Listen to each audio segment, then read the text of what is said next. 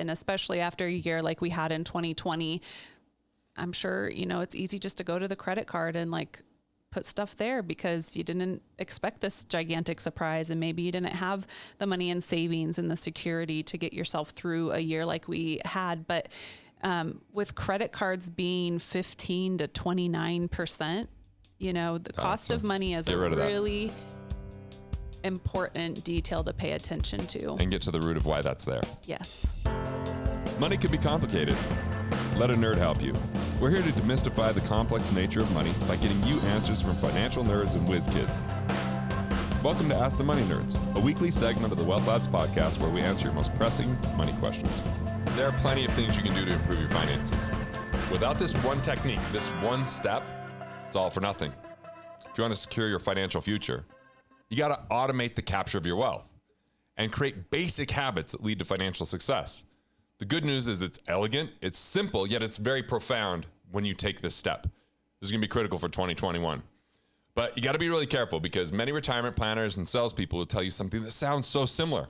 Sounds like it's the same concept, but it's never going to provide the same results, and it's actually going to create unnecessary risk for you. If you do this right, you're in the clear. You do this wrong, you're going to be cleaned out. All right, so yeah, let's talk about this, Stoba. Yeah, so we're going into part 2 here of like how we can be in right relationship with money, how we can win with money in the new year. And number 2 is start paying yourself first. That's my second tip. And I just think when you start paying yourself, you think, hey, look at you, you can create value, like you value who you are, and you build momentum in your life. And I think in my younger years, I used to think that paying my bills was paying myself first. Mm-hmm. And, I would spend a lot of time delegating money and budgeting, and like I would pay everything first, and then there would be really nothing left over for myself.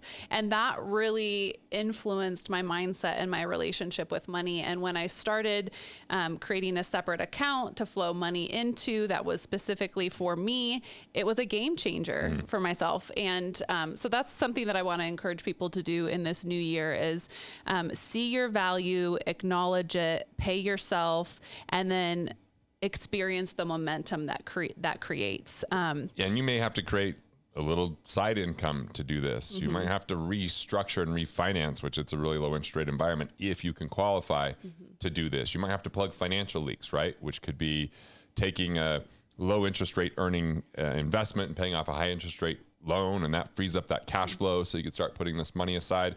And the distinction that's critical to make here is there's a complete difference between investing and saving. Yeah, good delineation. But people say saving all the time. I'm saving money in my 401k. I'm like, yeah, but it's invested in a mutual fund, which is an investment. So it's not saving because it's not readily accessible. I mean, yes, you can borrow from it. Yes, you could cash it out with restrictions, with time frames that are attached to that, and volatility. Mm-hmm. Like savings means the money is there, it's readily available, and it's not going to lose value from a depreciation standpoint of the asset, meaning you don't put in 100,000 and have it be worth 100 or have it be worth like 98,000 the next day. Now it might be worth less because of inflation lowering the purchasing power of it, but the money's there, it's available. And when you have some staying power, because you can handle financial surprises, because you've got some cash that gives you a little bit of peace of mind that, hey, if things don't go according to plan, I've got some runway here. I'll be okay if I have a health issue, if I have a job loss, if I have a job change, if I have whatever it is, like, and getting in this habit of paying yourself first, regardless if you're doing well or not doing well. Yes. Like that's the key. Even if it means you're carrying a little bit of interest and you're paying some interest on credit cards rather than paying them down so that you get in this habit. And I believe in automation. So you don't think about it. It's just automatically when a paycheck comes in or a deposit, a certain percentage goes and just start to a somewhere.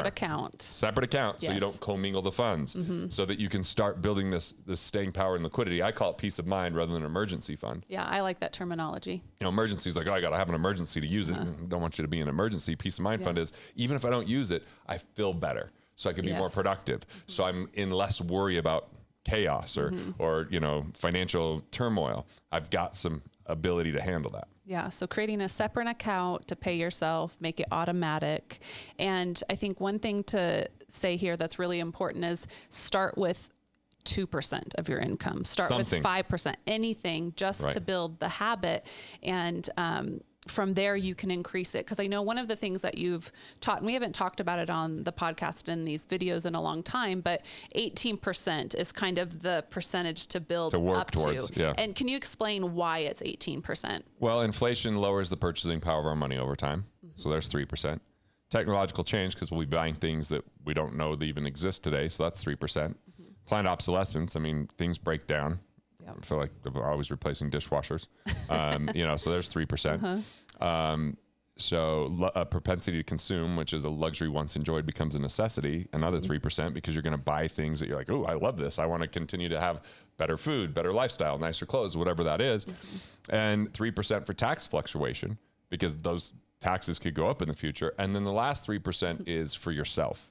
A living wealthy account, basically value-based spending account. The money's there. You get to enjoy it along the way. Buy the concert ticket. Right. So it's two different. If you can go to a concert. Yeah, not right now, but the car concerts, right? They're doing some of those. Yeah. So, but yeah, that's the living wealthy account, which is to remind you, hey, you're on track. You're paying yourself first. You're saving money, and then you automatically save. And then you can deliberately invest when the right investment's there. When you've got a certain amount of liquidity and staying power, don't overly invest and speculate. A lot of people go, oh, I know someone that got rich in crypto. I'm going to go put all my money in crypto, but they have credit card debt and student loan debt, and they don't have any cash savings. And then when that doesn't pan out, they get into panic. They get into stress and worry and scarcity, and it's a downward spiral. Yes. Yeah. My reminder here is don't underestimate the power of peace of mind in your life and what that can do for you. Right. So it has a lot of power. I think sometimes, when I have been in situations where I have had more peace of mind, I just operate in a different way. I feel more expressive. I take bolder actions. Stress stifles a lot of times, right? Absolutely. Worry is a companion that is not a helpful one. No, right? It's very annoying. So when you pay yourself first, you're also creating space for peace of mind in your life. And then you get resourceful about how to live on the rest. Even if times are tight, even if times are, and that's where I go with the 4 I's. Can you save money from the IRS? Are you tipping the government? Can you save money on interest? Paying something off, restructuring it, refinancing, reallocating, like I mentioned. Yeah. Third is, are there investments that are non-performing, or you're taking too much risk or have too many fees? And then insurance. Do you have duplicate coverages or improper structure? Are there ways to keep some more of what you make? So it's not just the onus isn't on you making more.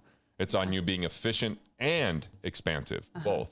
Yep. But I'm not a big fan of it all being about budgeting and cutting out coffee. We just had a latte that I made you, and it's an enjoyable part of life. I'm not one that believes we cut out those addictive substances that bring us joy. Instead, we look at other things that maybe we can expand what we're up to. We can serve more people. We can solve bigger problems. We can invest in ourselves. We can be more efficient with our dollars. Now, if you're spending more than you make, budgeting is kind of the path. And this isn't really the channel for you, if that's the case. Maybe this is a channel in the future. You start with, what can you do to stop the hemorrhaging? What can you do to get back on track? And there's plenty of people that are out there that, are telling people what to do there. Yeah. So one of the I's that you mentioned, interest, will lead me into number 3. Okay. Is understanding the cost of money and its impact on your ability to become financially stable. All right. Define it for us. So I'm just going to use the phrase that you use, and because it's so simply put and understandable, the highest and best long-term return you can safely get. Right. And that could be paying off a high interest rate credit card. Yes. At 22%. Or that could be, you can get 5% on the cash value of cash flow banking. It's got to be fairly reliable. It's not, hey, I got 20% in the stock market last year, or I got 1,000% in Bitcoin. Well, that's not really sustainable, right? There's a certain cap where that's no longer going to have that, and there's a chance that it can go back. So I'm looking with cost of money. You're measuring your financial decisions with risk in mind. Is it better to pay something off or to invest? And for a lot of the population, it's probably best just to have the peace of mind of paying something off. Yeah. But for others, maybe they're starting a business. Maybe they have a very specific skill set when it comes to a particular thing in money. I sound like Liam Neeson right there. Oh, did you? Right? I didn't because catch that. It's in Taken where he goes, I got a very particular set of skills, right? I never watched that movie. It sounded horrifying. It's frightening, but it's a good movie. I couldn't do it. Yeah. The thing is like getting a little bit of financial wherewithal. It's not about knowing everything. You don't need to know, like all the investments in the world don't matter What matters is just a few that you can really understand and dive into. What matters is getting your foundation handled. What matters is knowing how to make personal finance personal for you. Okay, I can earn 3% or I could pay 4%. Well, maybe you should just pay that off because that's a guaranteed savings, right? I got a loan for 2%, but I'm earning 3%. Well, maybe don't pay that off because you're outpacing it. But it comes down to your peace of mind combined with the cost of money. Yeah. And with consumer debt being as high as it is in society, and, I think people are really dependent upon credit cards.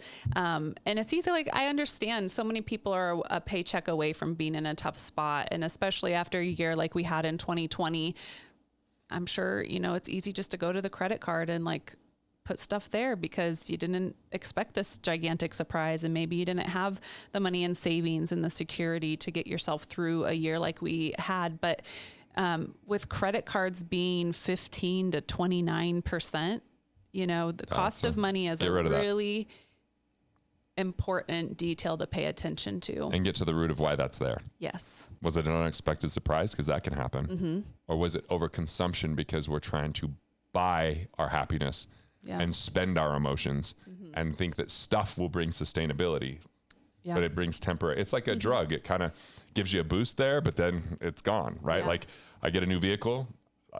Strangely, this truck I have, I still love. It's almost 2 years. You'll love it for a long time. But when I had other vehicles, like, cool, yeah, I showed people for a week, and then it was just a normal thing. Even the first house I bought when I was married, we were like, this is the most amazing thing. And after a few weeks, it's just like a house. It was cool, but really pick your lane there. What's worth the money? Yeah. And I think that people are worth the money, and investing in ourselves is worth the money. It might take longer to pay off, but it's the one that's got the richness to it, and it can really last. Yes, it's satiating. All right. For sure. I think that's a great way to end it. It kind of circles us back to number one of really thinking about your relationship money, reviewing your spending habits, being in right relationship there. But before we go, I want to share this little mantra that I came across. I did not create this myself. I learned it from a lady named PETA. And I think this is just something I've been telling myself, and maybe it'll be helpful to one of the listeners. But money is safe in my hands because it trusts me to always be circulating it in the direction of the world I believe in. I like that. I like that a lot. So welcome a fresh perspective, a newness around your money. Take a deep dive into these 3 things to set yourself up for success. And, repeat this mantra every morning when you're looking at yourself in the bathroom mirror. All right, Stoba. So now people know how to turn their thoughts into profits and go out there and build the life you love. Want to master your money? Want to figure out the things that you could do to improve your finances? Click here and check out more videos like this on Money Matters.